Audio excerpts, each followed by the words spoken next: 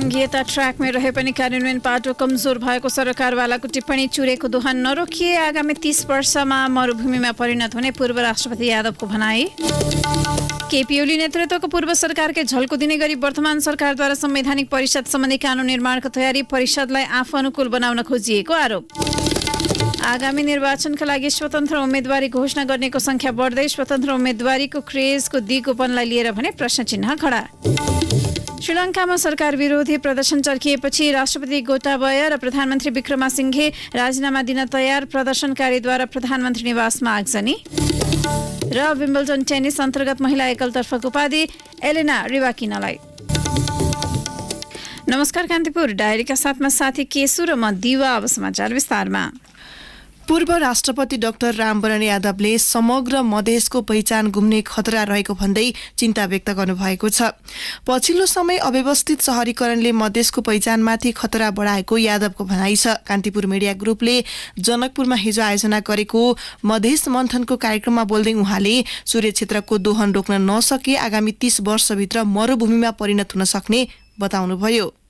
कि चुरेको दोहन भइरहेछ र चुरेको दोहन यसै प्रकारले भयो भने 30 वर्षमा यो मरुभूमि हुन्छ भनेर विद्वानहरूले भनिरहेको छ। 164वटा नदी जो चुरेबाट निस्किन्छ र महाभारतको फेदबाट निस्किन्छ, त्यो तपाईँको नदीको कटान र बालुवाले पटान र बाढीले डुबान, यो जो भइरहेछ तराईमा, त्यसले गर्दा यसको भिसर सर्कल कसरी चाहिँ कि कटअप गर्ने, त्यसको लागि चुरेको संरक्षण, महाभारतको संरक्षण र भाभरको संरक्षण गर्नै पर्छ र दुईटै समुदाय मिलेर त्यो चुरे पहाडलाई, शिवालिकलाई बचाउनै पर्छ। मध्य प्रदेशका मुख्यमन्त्री लालबाबु राउतले संघीयता कार्यान्वयनका लागि विगतका कमजोरी सच्याउँदै अघि बढ्नुपर्ने बताउनुभयो। मध्य प्रदेशले नै संघीयतालाई जोगाउनु पर्ने उहाँको भनाइ थियो। संघीयतालाई संस्थागत गर्न, मजबुत गर्न यो प्रदेशले संघीयताको उद्गम थलो हो र यहाँ संघीयता, यसैले नै संघीयताका लागि लड्नुपर्छ।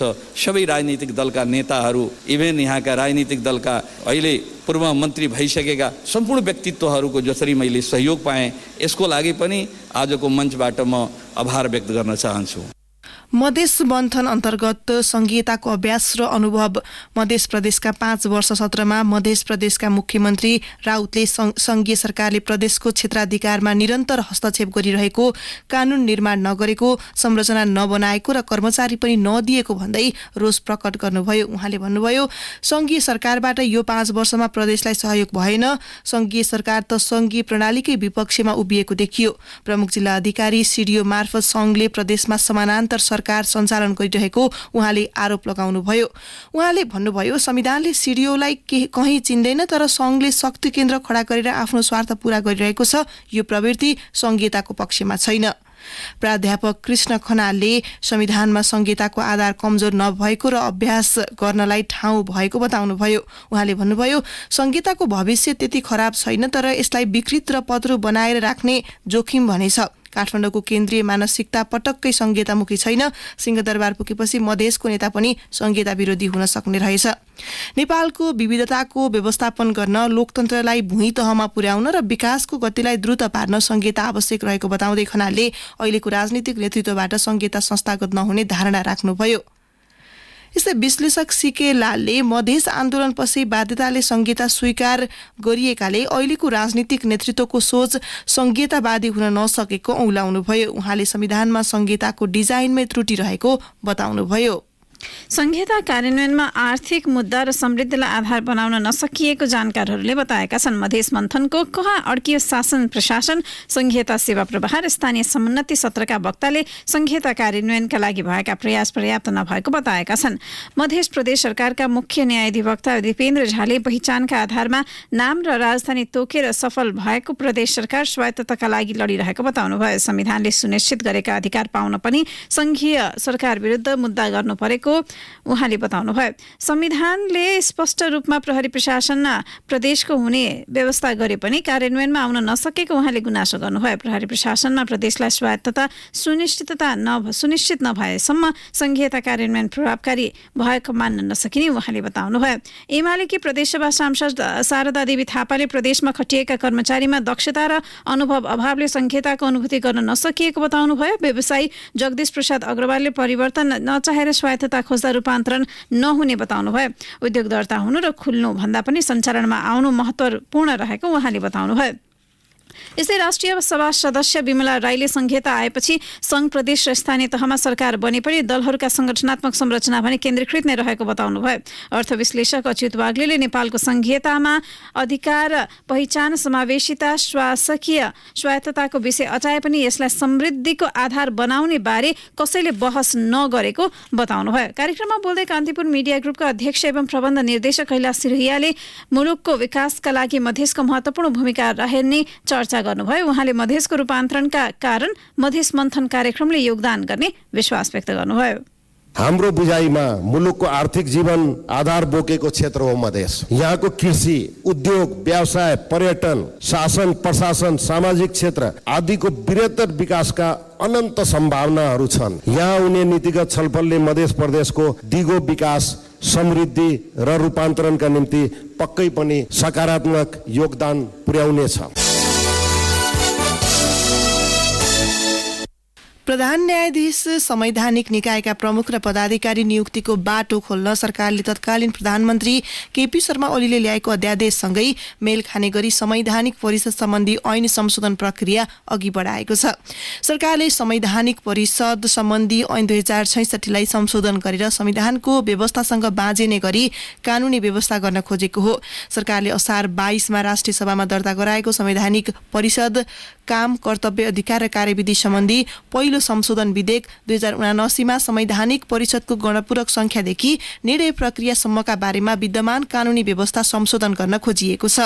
संविधानले प्रधानमन्त्रीको अध्यक्ष र अन्य 5 सदस्य रहेको संवैधानिक परिषदको व्यवस्था गरेको छ। संविधानसँग बाँझिने व्यवस्था प्रस्ताव गर्नुमा प्रधानमन्त्री शेरबहादुर देउवा र तत्कालीन प्रधानमन्त्री ओलीको उद्देश्य समान देखिन्छ। सांसदहरूका हातमा पुर्याइएको विधेयकमा परिषदमा अध्यक्ष र हाल बहाल रहेको आधा मात्रै उपस्थिति भए पनि बैठक बस्न सक्ने व्यवस्था प्रस्ताव गरिएको छ। मूल ऐनको दफा 6(3) संशोधन गरी अध्यक्ष र तत्काल बहाल रहेका कम्तीमा 50% सदस्य उपस्थित भएमा परिषद बैठकका लागि गणपूरक संख्या पुगेको मानिनेछ भन्ने संशोधन राखिएको छ। संवैधानिक परिषद सम्बन्धी हालको कानूनमा भने अध्यक्ष र कम्तीमा 4 सदस्य उपस्थित भए मात्रै गणपूरक संख्या पुगेको मानिने उल्लेख छ। सरकारले प्रस्ताव गरे बमोजिम विधेयक पारित भयो भने अध्यक्ष सहित 3 जना उपस्थित भएमा संवैधानिक परिषदको बैठक बस्न सक्छ भने 2 जनाले निर्णय गर्न सक्छन्।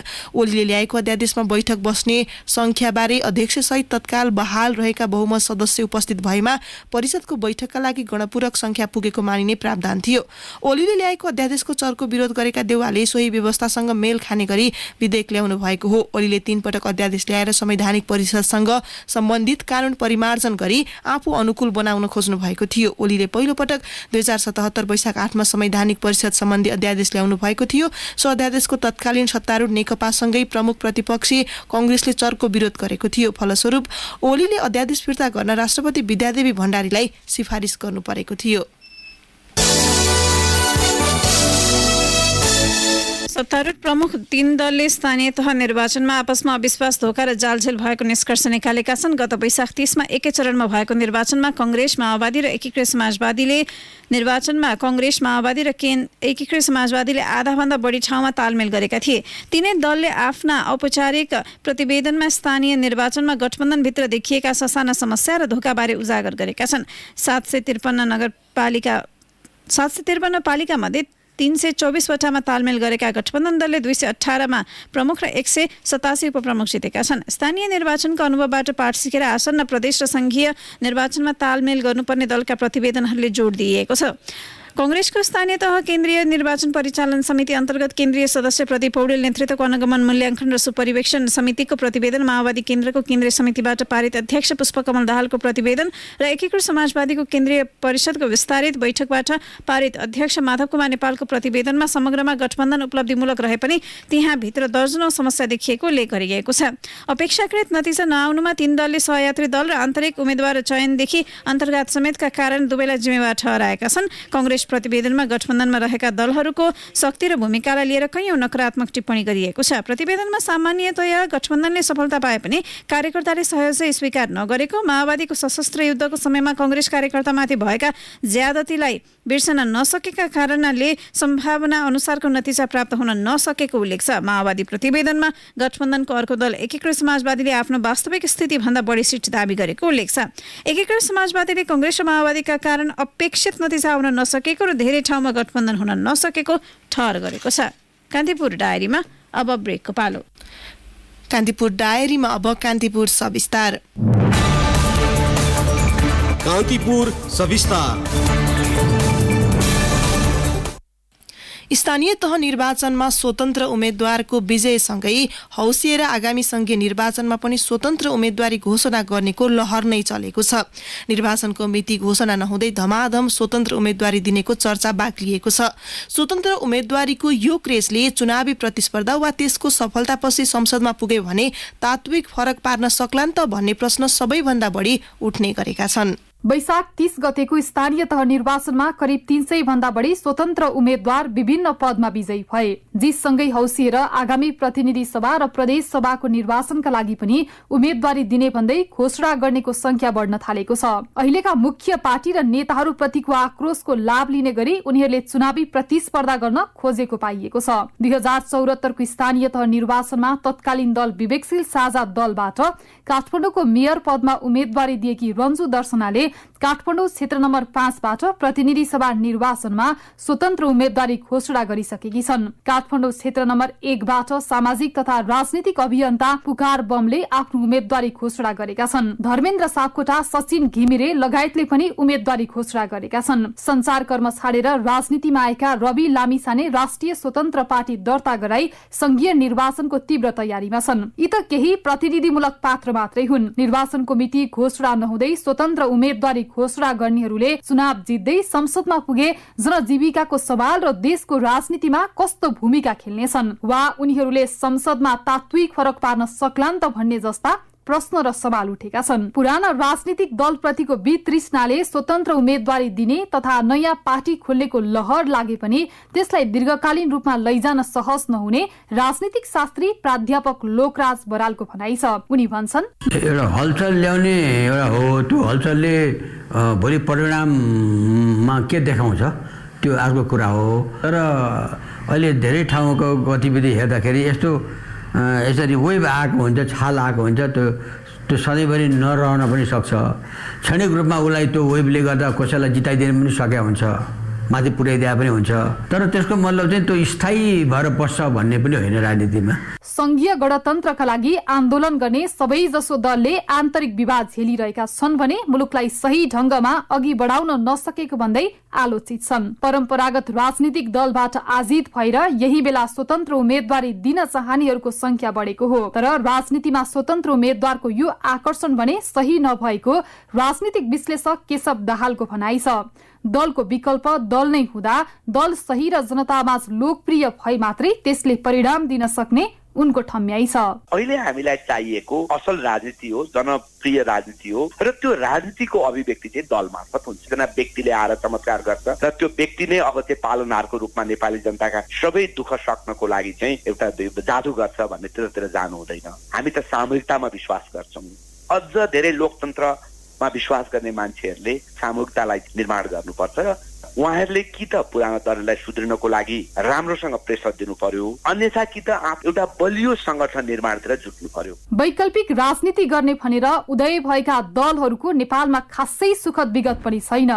त्यसैले पनि नयाँ दल खोल्नेको यो होडबाजी र स्वतन्त्र उम्मेद्वारी दिनेको यो लहरले आयु कति भन्ने पनि प्रश्न उठेको छ। विगतमा वैकल्पिक शक्तिको रूपमा उदाएका दल पनि विभिन्न टुटफुट र विवाद उत्पन्न भएका दृष्टान्त हुँदा वैकल्पिक राजनीतिको रूपमा आएका स्वतन्त्र उम्मेद्वार र नयाँ पार्टीको आयु कति प्रश्न उठ्नु स्वाभाविक पनि हो। पार्टीमा आबद्ध केही सदस्यले पार्टी परित्याग गरी स्वतन्त्र उम्मेद्वारी घोषणा गरेका छन्। तिनै मध्ये काठमाडौँ क्षेत्र नम्बर 1 बाट उम्मेद्वारी घोषणा गर्ने पुकार बम पनि एक हुन्। उनले आगामी संघीय निर्वाचनमा स्वतन्त्रको तर्फबाट चुनाव लड्ने उद्घोष गरिसकेका छन्। जुन रविन्द्र मिश्रजीको विचारभन्दा माथि देश आइसकेपछि अब अहिले त्यो टिममा छैनौँ, तर भोलिको दिनमा चाहिँ जसरी अहिले स्वतन्त्रदेखि लिएर अभियानमा जोडिनु भएको साथीहरू छ, यो चुनावमा हामी सामूहिक चुनाव चिन्न जानुपर्ने कारणले गर्दाखेरि त्यो सम्भावनालाई चाहिँ नकार्न सकिँदैन। भोलिको दिनमा पार्टीमा पनि तपाईँको परिणत हुन चाहिँ सक्छ। तपाईँ मैले जतिसुकै मैले आफैले आफूलाई स्वतन्त्र भनेको नि, भोलिको दिनमा स्वतन्त्रहरूको एउटा सञ्जाल हुनु पर्यो, एउटा एक ठाउँमा आउनु पर्यो। हाम्रो भनेको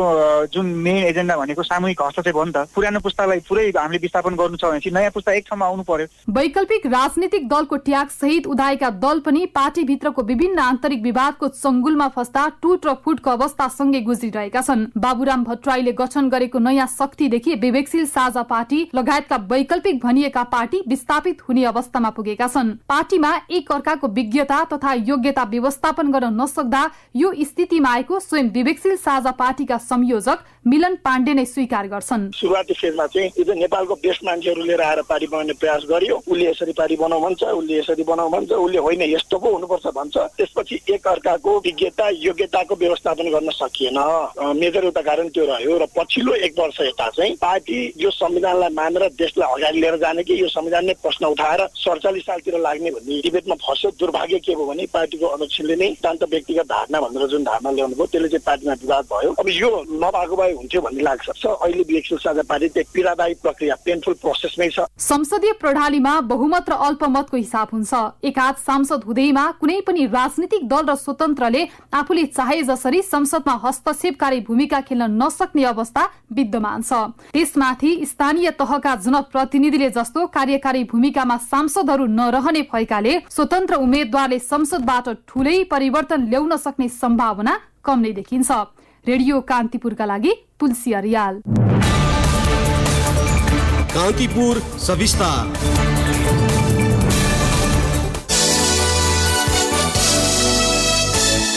कक्षा 12 को उत्तर पुस्तिका राष्ट्रिय परीक्षा बोर्डका पदाधिकारी र केही निजी विद्यालय सञ्चालकको मिले मतमा परीक्षण गरिएको आरोप लागेको छ। निर्देशिका विपरीत भाषाविज्ञका रूपमा बोर्डमा कार्यरत करारका 2 कर्मचारीलाई मिलेमतो अनुसार परीक्षा केन्द्रमा खटाइएको स्रोतले जनाएको छ। परीक्षा केन्द्रमा पुगेर उत्तर पुस्तिका बुझेपछि मात्र नियुक्ति पत्र दिने प्रचलन विपरीत यसपटक केही परीक्षकलाई पहिले नै नियुक्ति पत्र थमाइएको परीक्षा शाखाका एक कर्मचारीले बताए। एक कर्मचारीले भने पहिले परीक्षाको नियुक्ति पत्रमा नाम खाली राखेर दिइन्थ्यो, कापी दिँदा चिसमिस पारिन्थ्यो। परीक्षण केन्द्रमा पुगेर कापी बुझेपछि मात्रै नियुक्ति पत्रमा परीक्षाको नाम कायम हुन्थ्यो।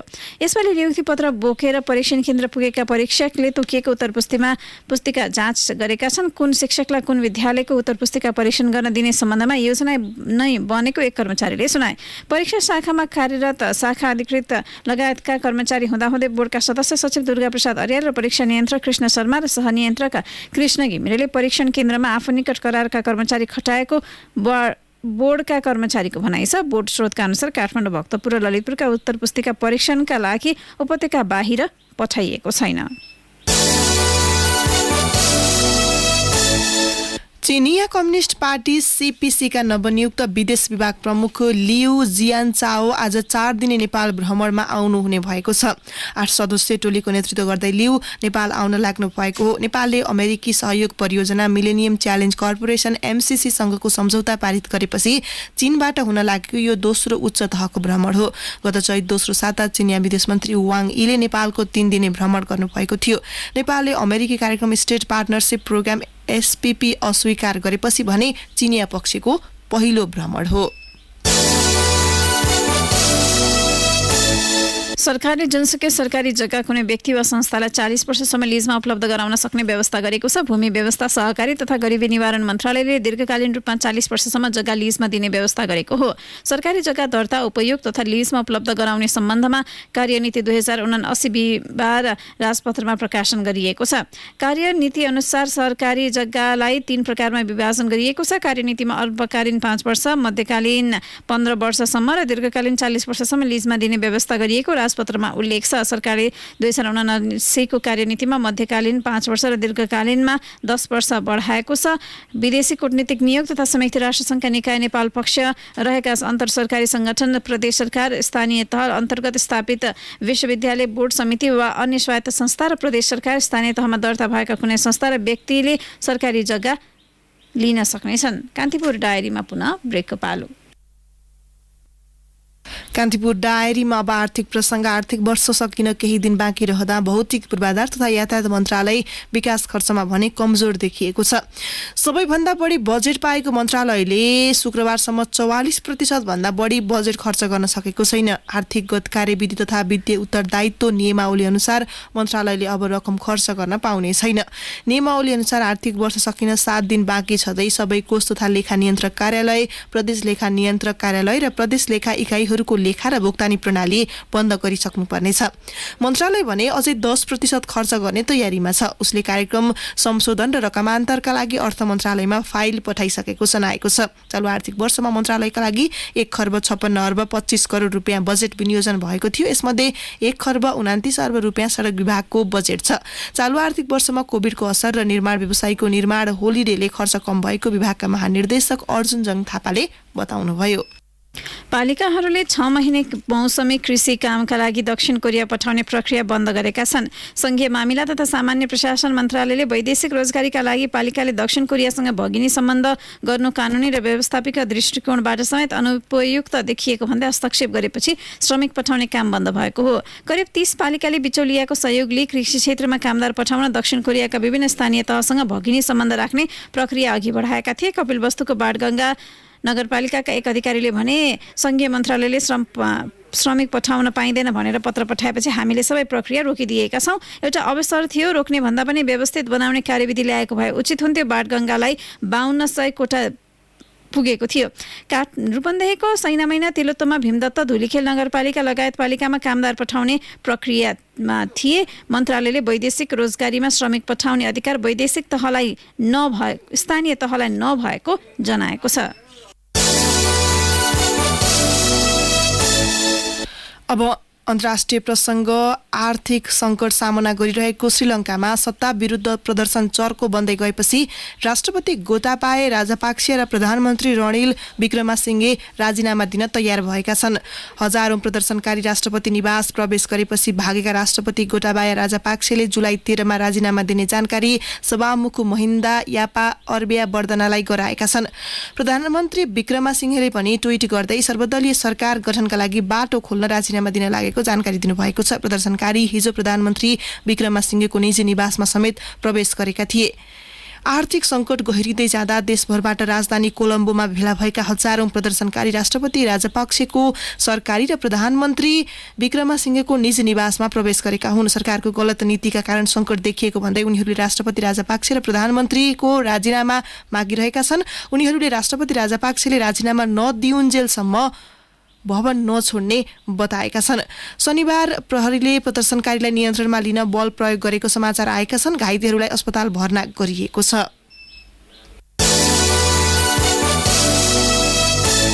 एलेना रेवकिनाले विम्बल्डन टेनिसको महिला एकलतर्फको उपाधि जितेकी छिन्। पहिलो सेटमा पछाडि परेको स्थिति उल्टाउँदै हिजो ओन्स जवेरलाई पराजित गर्दै उनी विम्बल्डनको उपाधि जित्न सफल भएकी हुन्। यससँगै विश्व नम्बर 2 ट्युनिसियाली खेलाडी जवेराले अफ्रिकी टेनिसमा इतिहास रच्ने अवसर गुमाएकी छिन्। खेलको सुरुमा जावेर निकै राम्रो लयमा थिइन्, तर काजाकिस्तानकी 17 वरियता एलेना खेलमा पुनरावगमन गर्दै 3-6, 6-2, 6-2 ले फाइनल जित्दै उपाधि कब्जा गर्न सफल भइन्। 27 वर्षीय जावेरले पहिलो सेट जित्दै सुरुवात राम्रो गरे पनि 6 फिट अग्ली एलेनाले पछिल्लो 2 सेटमा शानदार प्रदर्शन गरेकी थिइन्। पहिलो पल्ट ग्रान्ड स्ल्याम फाइनल खेलेकी 23 वर्षीय एलेनाले जवेरको खेलमा फर्किने अवसर नै दिइनन्। पुरुष एकलतर्फ आज अल इङ्ल्यान्ड क्लबमा हुने फाइनलमा 6 पटकका च्याम्पियन नोभाक जोकोभिच विरुद्ध अस्ट्रेलियाका निक किर्गियोसले प्रतिस्पर्धा गर्नेछन्। अब मौसम सम्बन्धी जानकारी। मुलुकका अधिकांश स्थानमा आज आंशिकदेखि सामान्य बदली रहने जल तथा मौसम विज्ञान विभागले जनाएको छ। प्रदेश 1 गण्डकी र कर्णाली प्रदेशका केही स्थानमा हल्कादेखि मध्यम वर्षाको सम्भावना रहेको विभागले जनाएको छ। केही बेर अघि 22 डिग्री सेल्सियस मापन गरिएको काठमाडौँ उपत्यकाको अधिकतम तापक्रम आज 28.5 डिग्री सेल्सियससम्म पुग्ने विभागको अनुमान छ। सूर्योदय बिहान 5:15 भयो भने सूर्यास्त साँझ 7:03 हुनेछ। अवस्था यसका साथै कान्तिपुर डायरीको बुलेटिन यही सकिन्छ। साथी केशु र म दिवा बिदा माग्छौँ। नमस्कार।